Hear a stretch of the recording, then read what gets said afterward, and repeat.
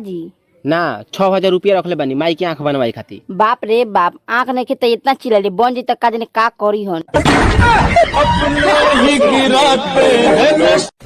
मरने से पहले तू अपना आखिरी इच्छा बताओ क्या है? मेरा फोन मुझे दे दो, मैं एक बार ट्रिपल एक्स देखना चाहता हूँ।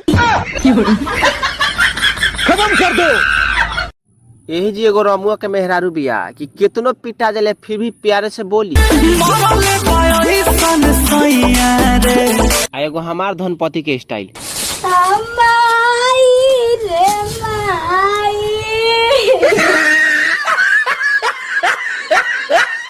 का भइले हो? कुछ ना। अरे तो बाबूजी से ना कहला कि 2 साल से प्यार करे नहीं सो हमनी के। कहानी है तो कहत रहन अब पेंशन चाहिए का। लाइफ में 3 गो चीज कब्बो ना करे के चाहिए। पहिल का लव मैरिज, दूसर का अरेंज मैरिज, आ तीसर का रे मैरिज।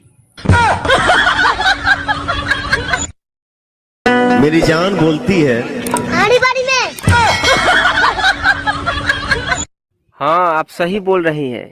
वैसे आपका एजुकेशन क्या है? एमटेक, बीटेक या पॉलिटेक्निक? भाग, हम तो 7वीं में बानी जी।